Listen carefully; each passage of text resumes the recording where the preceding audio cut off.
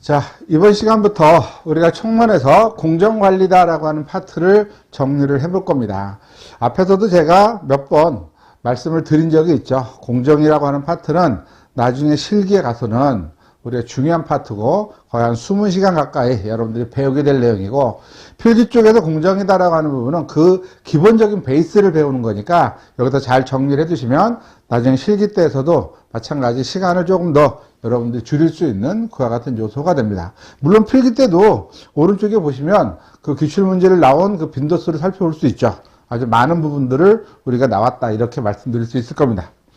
자, 공정관리다라고 이야기를 하는데 이 말을 처음 들어보시는 분들도 있겠지만 일반적으로 우리가 공정이다라고 하는 말은 많이 들어봤을 거예요. 어떤 일을 진행하는 순서를 우리가 일반적으로 공정이다라고 이야기를 해요. 그럼 공정이다라고 하는 것은 공사를 진행하는 순서만 있느냐? 그렇진 않겠죠. 순서를 하면서 하나하나의 공사들에 대해서 시간이라고 하는 것이 있을 거예요. 이렇게 시간. 그래서 순서도 결정을 하고 시간이다라고 하는 것도 결정을 해야 돼요. 시간이라고 하는 것도 결정을 해야 되고, 아울러 여기에 비용이다라고 하는 것들도 같이 저거를 감안을 해야 됩니다. 그래서 공정이다라고 하는 것들은 이와 같은 내용들을 내가 계획을 한 다음에 하나의 표로 만들어요. 표로. 이런 표를 우리는 공정표다라는 명명을 하는 거죠. 이렇게 공정표라고 명명을 해요. 계획을 잡아서 결과를 하나의 표로 만들어 놓는 거고, 그렇죠? 그럼 이 표만 만들면 끝이냐? 그게 아니죠.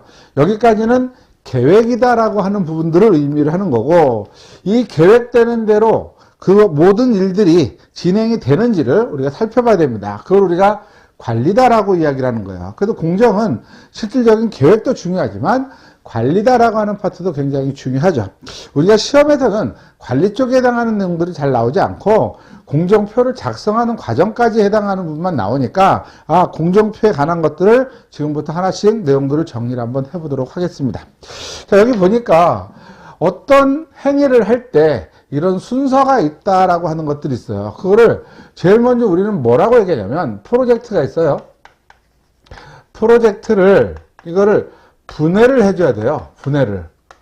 그래서 여러 개의 작업으로 나눈다는 거죠. 이 여러 개의 작업으로 나누는 것을 우리는 뭐라고 이야기하냐면 이렇게 단위 작업으로 분해를 한다라는 표현을 씁니다.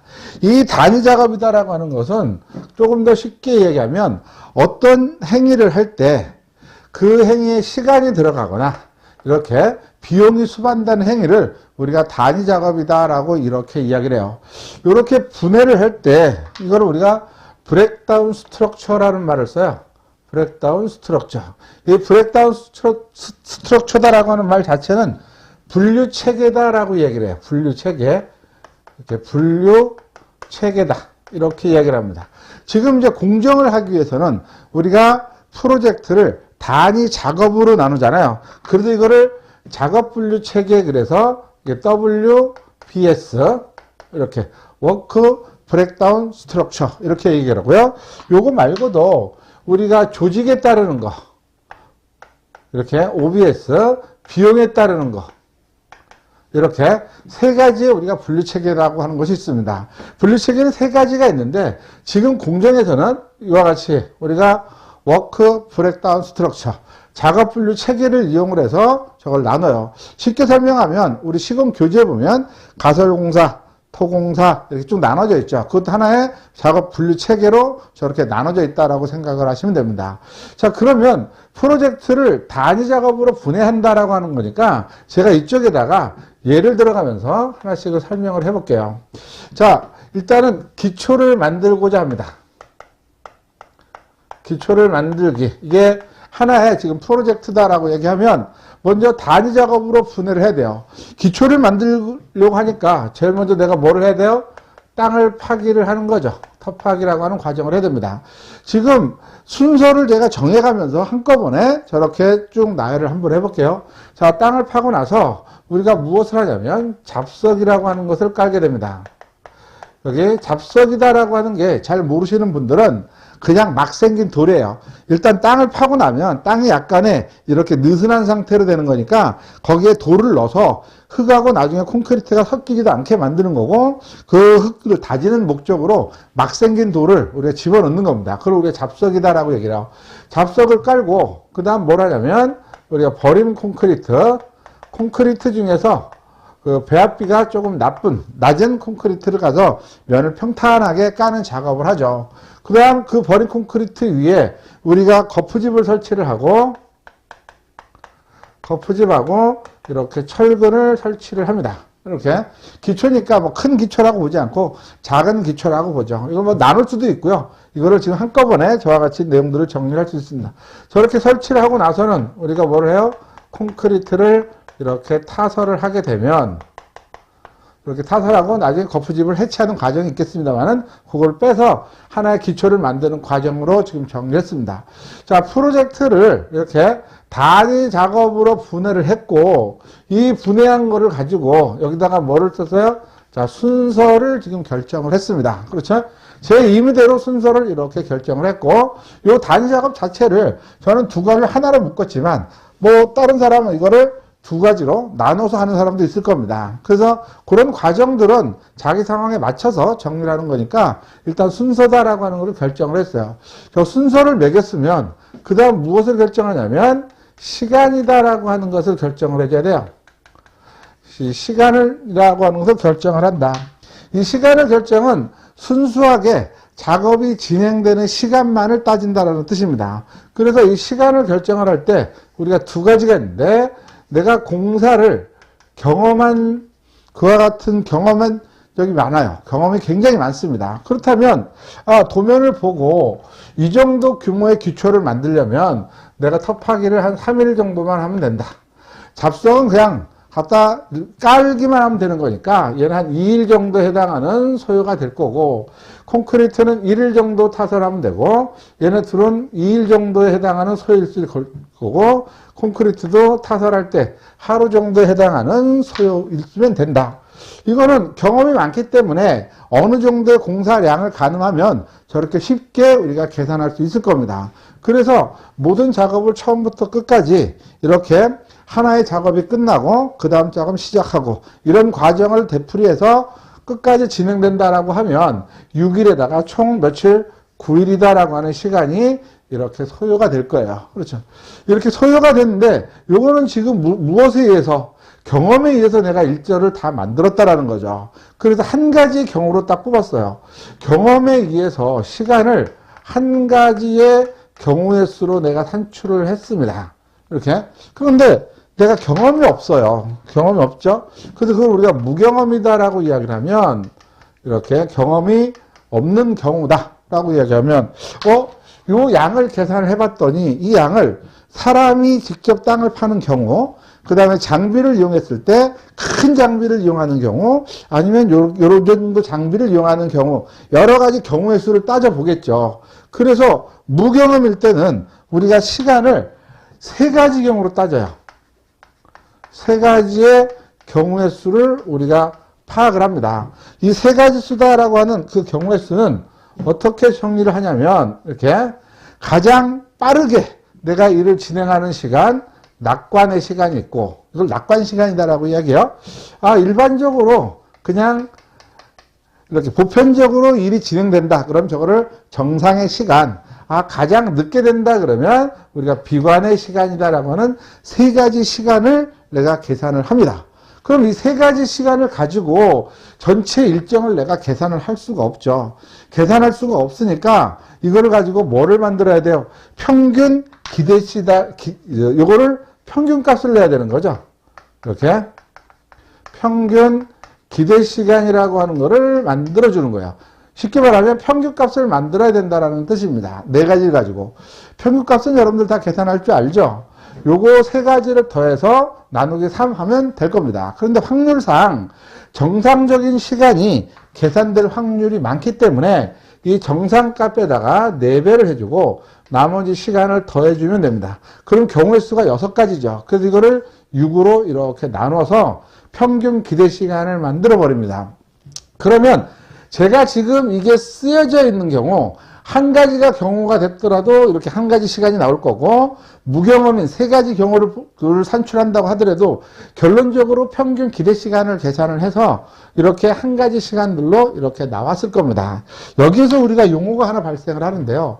이렇게 한 가지로 우리가 계산하는 경우, 이거를 CPM 기법이다라고 이야기를 합니다. CPM 기법이고, 여기 무경험일 때 세 가지 시간을 계산해서 평균 기대 시간을 가지고 공정표를 짜면 걔를 우리가 퍼트 기법이다라고 이렇게 이야기해요.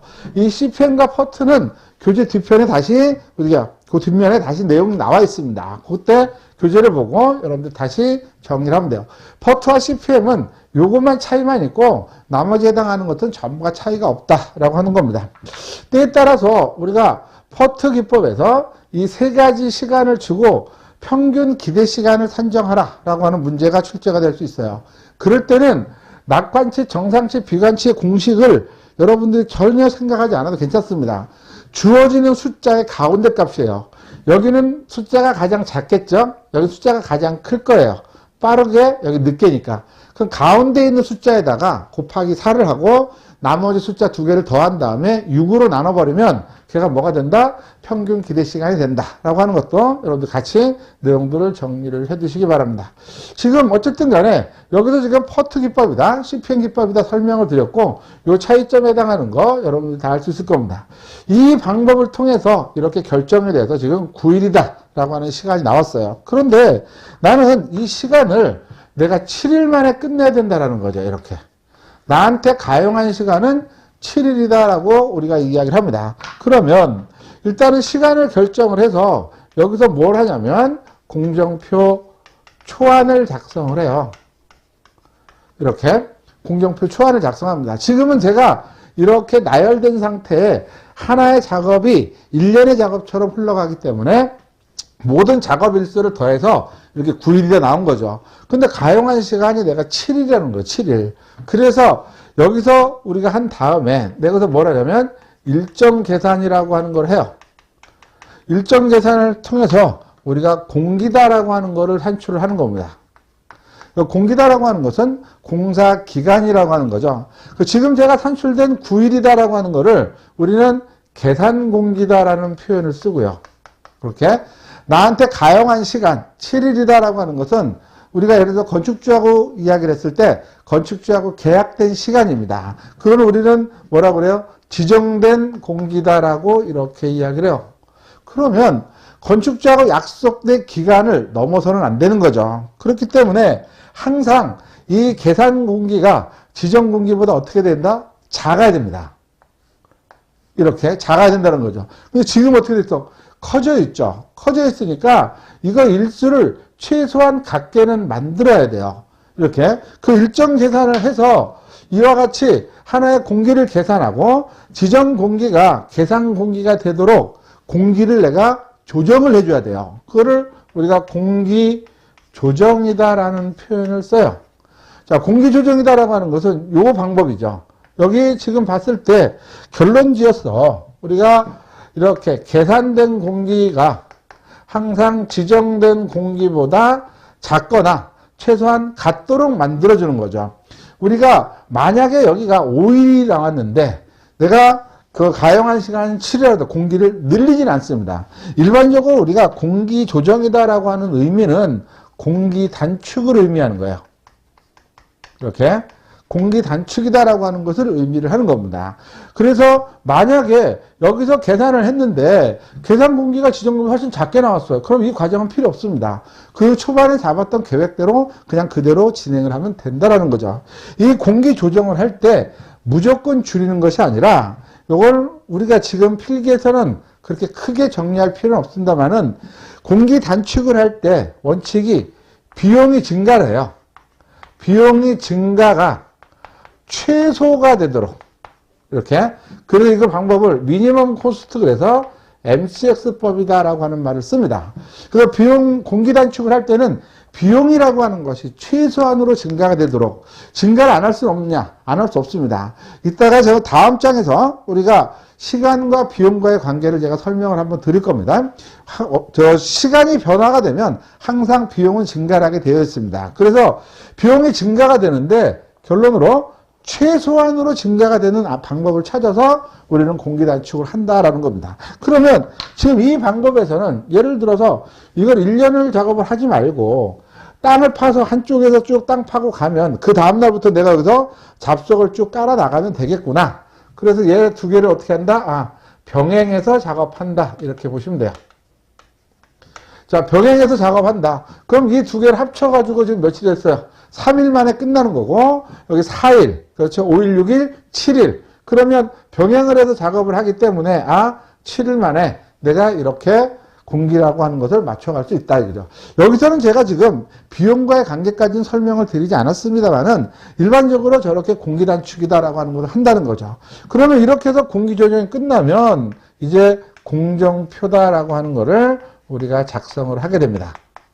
그러면, 이 공정표 작성이다라고 하는 것까지가 지금 위에서 설명드린 이 표를 작성을 하는 거죠. 여기까지가 계획이에요. 이 계획인데 여기서부터 여기까지는 우리가 순서를 정한다 그래서 수순 계획이 되는 거고 여기서부터 여기까지는 일정이죠. 전체 공기를 내가 컨트롤했다 그래서 여기는 그 일정 계획이다라고 하는 말을 써요. 일정 계획. 그래서 공정관리다라고 하는 것은 계획과 관리로 나누는 거고 계획에서는 수순을 먼저 결정을 하고 일정을 계산한다. 이렇게 그와 같은 순서도 여러분들이 기억을 해 두시기 바라고요.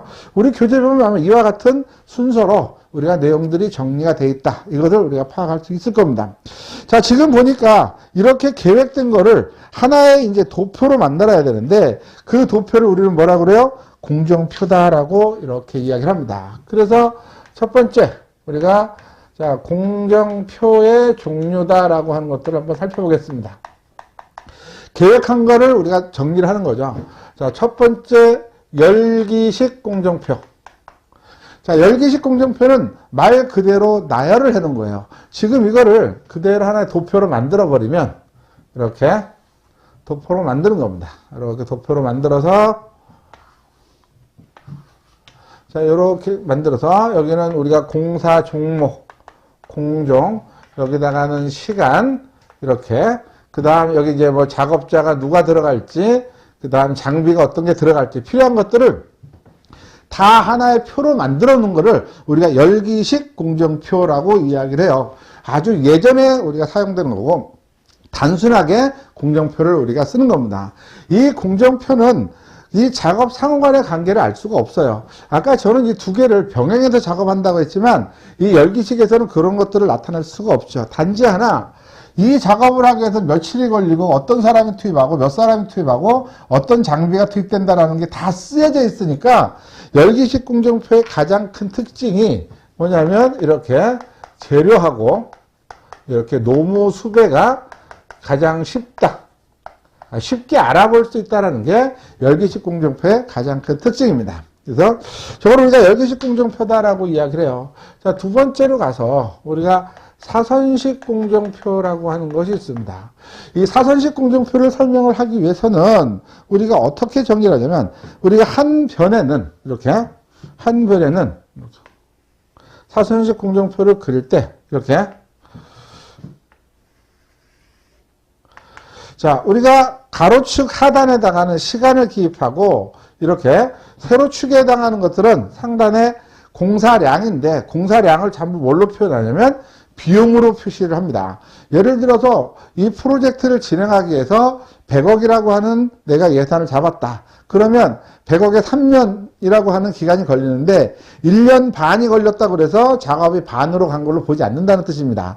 1년 반이 걸렸는데 20억만 공사비가 지출이 됐다. 그럼 공정을 20%만 진행했다. 이렇게 보통 따져줍니다. 그러니까 보통 우리가 공사량을 C라고 표현하는 게 이게 비용이다라고 하는 부분들이죠. 만약에 내가 정해진 시간 내에 매일매일 똑같은 양이 이렇게 발생을 한다라고 가정을 해봐요.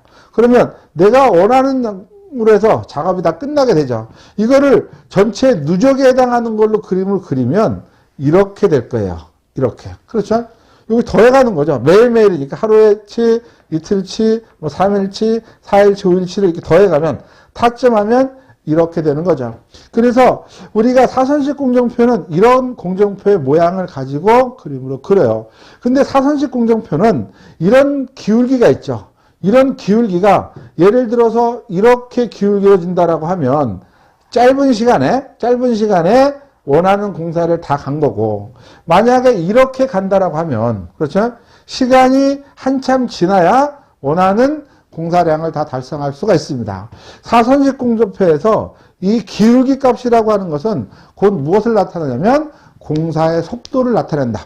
기울기가 크면 클수록 작업이 빨리 진행된다라는 뜻입니다. 그거를 일단 먼저 기억을 해두시고, 우리가 각각에 해당하는 것들을 일자하고 비용을 다 해서 계산을 해서 이런 식으로 다 나타내서 누적을 그립니다. 그런데 우리가 공사를 처음에 진행을 하다 보면 이런 지금 하얀색의 그래프가 아니라 초반에는 여러 가지로 계획을 잡겠죠. 그래서 비용이 발생 안 해도 조금씩 가다가 발생을 합니다. 그 다음 이제 구조체를 만들어가면 각 층마다 동일한 층이 계속해서 연속해서 올라가니까 동일한 비용들이 이렇게 발생을 하다가 마지막 마무리 쪽에 가서는 다시 비용이 점차로 줄어드는 이와 같은 모습을 보여요.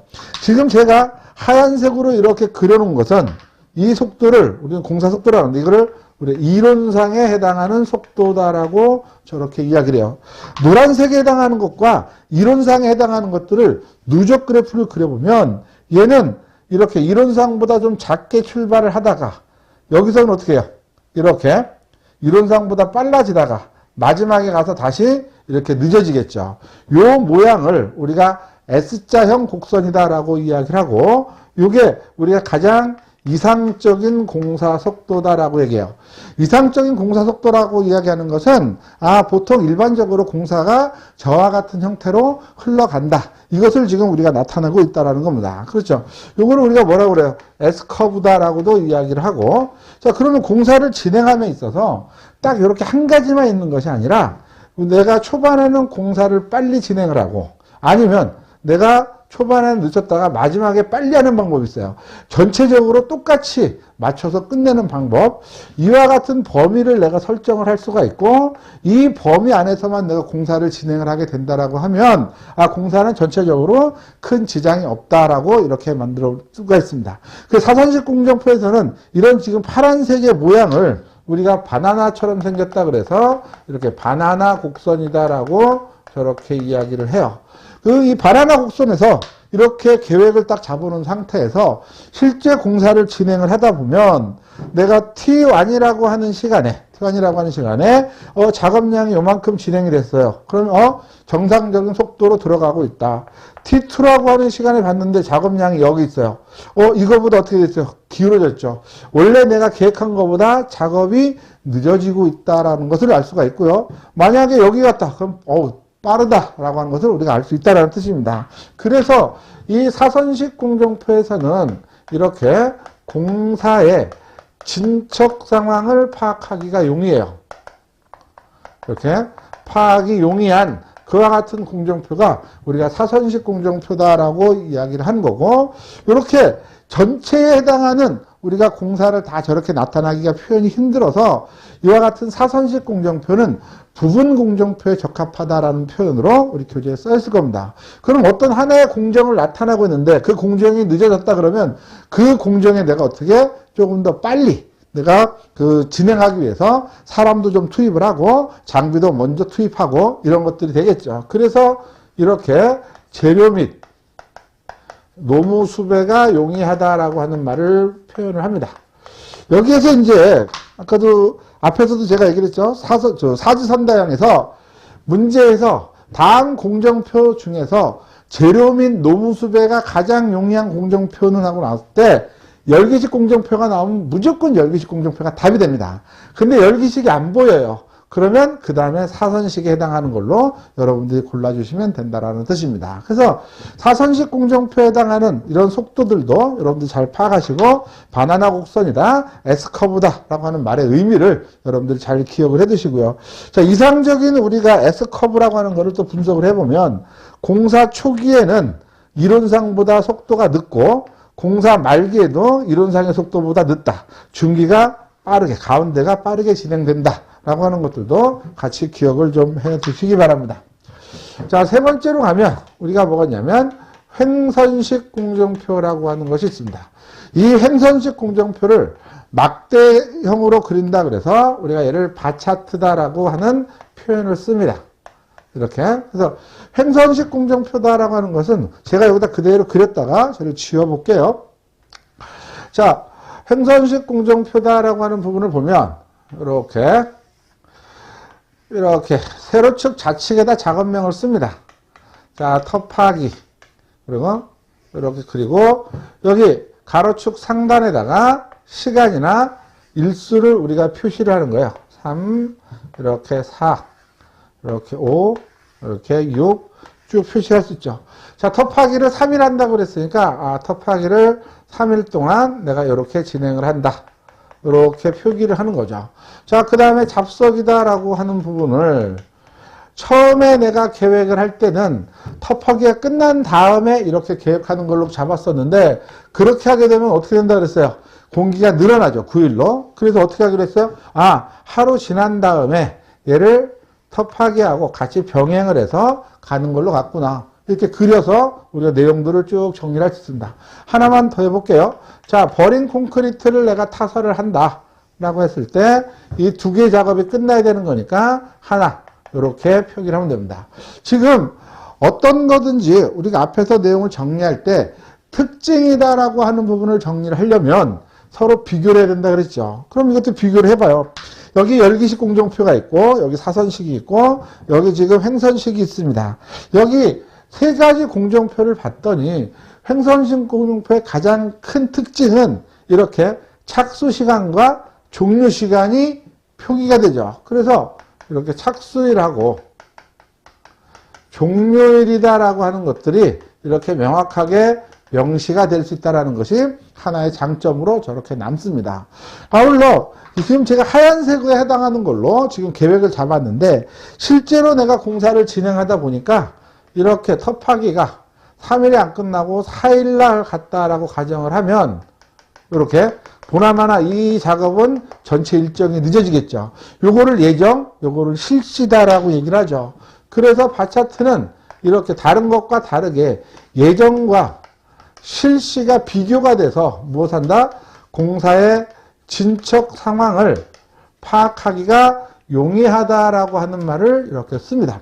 그랬을 때 공사의 진척 상황의 파악이 용이하다라고 나와서 어떤 보기를 골라라 그러면 일단 사선식이 먼저가 되는데 예정과 실시라고 하는 말이 있거나 단위 작업에 해당하는 진척 상황의 파악이 용이하다라고 하면 우리가 뭘로 가야 돼요? 횡선식 공정표로 여러분들이 선정을 할 수 있어야 됩니다. 자, 나중에 여러분들이 실기에 가서는 얘를 작성하진 않지만 횡선식에 해당하는 것도 간단하게 작성할 수 있어야 된다는 뜻입니다. 자, 그러면 이거 말고 우리가 공정표가 또 하나가 있죠. 이렇게. 그걸 우리가 네트워크 공정표라고 이렇게 이야기합니다. 자, 네트워크 공정표라고 얘기를 하는데 이 네트워크 공정표는 말 그대로 네트워크다라고 하는 말 자체가 뭐예요? 연결이라고 하는 거죠. 우리가 공정표를 그리기 위해서 제일 먼저 한 게 프로젝트를 단위 작업으로 나눴단 말이에요. 그러니까 단위 작업으로 나눈 단위 작업들을 전부 다 연결시켜서 가는 공정표다라고 일단은 이렇게 이야기를 하셔야 됩니다. 이 네트워크 공정표는 조금 복잡해요. 그래서 여기까지 정리한 내용을 교재를 통해서 간단하게 내용들을 살펴보고 추가적인 설명을 드리도록 할게요.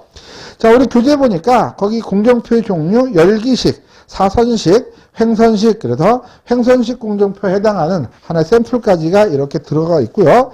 자, 그 다음 페이지 가니까 네트워크 공정표라고 되어 있습니다. 네트워크 공정표의 특징이다라고 하는 것이 있는데 네트워크 공정표의 특징은 제가 지금 다른 공정표를 설명드리지 못하는 것처럼 작성하기가 힘들어요. 작성에 오랜 시간이 걸리고 특별한 기능이 걸리고 얘네들은 각 단위 작업 간에 상호 간에 어떤 특성을 파악할 수가 없지만 걔는 특성을 파악할 수 있습니다. 이렇게 지금 제가 아무리 설명을 해봐야 여러분들이 내용을 알 수가 없죠. 먼저 이와 같은 특성들을 정리할 때는 지금은 여러분들의 공정표 종류가 4개가 있다. 이것만 파악하시고요. 네트워크 공정표를 우리가 좀 더 많이 배운 다음에 다시 와서 여러분들이 특징을 정리해 두시면 아마 손쉽게 내용들을 정리할 수 있을 겁니다. 자, 거기 이제 우리가 퍼트와 CPM의 비교다라고 하는 것이 있어요. 퍼트와 CPM. 아까 퍼트와 CPM은 여기 정리해놨죠? 이렇게. 퍼트다라고 하는 것은 경험이 없어서 시간을 3가지 경우로 산출해서 평균 기대 시간을 산출하면서 작성하는 것을 퍼트. 우리가 CPM이다라고 하는 것은 내가 공사의 경험이 아주 많아서 바로 한 가지 경우로 시간을 계산하는 경우를 CPM이다라고 하는 거니까 거기 아마 그렇게 퍼트는 우리가 거기 신규 사업, 경험이 없는 사업, CPM은 반복 사업, 경험 있는 사업, 시간을 추정할 때 퍼트는 3점, CPM은 1점. 자, 거기에 보면 우리가 평균 기대 시간을 산정하는 방법도 나와 있죠. 그래서 그 내용들을 정리하고 MCX법 최소 비용 이론이 우리가 CPM에만 적용이 돼 있다라고 하는 건데 이거는 여러분들 그냥 여기까지만 내용들을 가지고 정리하시면 됩니다. 자, 거기 53페이지 상단에 보니까 우리가 3가지 시간이 주어지고 평균 기대 시간에 해당하는 시간을 계산하라고 했죠. 예상 시간을. 보니까 3시간, 4시간, 4주, 7주, 8주라고 되어 있죠. 가운데다 곱하기 4. 나머지 2개를 더해서 6으로 나누면 우리가 계산할 수 있으니까요. 그렇게 해서 내용들을 정리를 해 두시기 바랍니다. 자, 거기 53페이지 하단에 LOB라고 하는 것이 있습니다. Line of Balance라고 되어 있고요. Line Method. 그 LSM이라고 해요. 라인 스케줄 메소드라고도 보통 이야기를 하는데 네트워크 공정표를 이렇게 하나의 사선의 기울기로 그리는 건데 이거는 우리가 잠시 후에 설명을 드려보도록 하겠습니다. 자, 여기까지 정리를 해서 공정표의 종류에 관한 것들을 정리를 했고 아직 네트워크 공정표에 관한 것들은 정리를 하지 않았어요.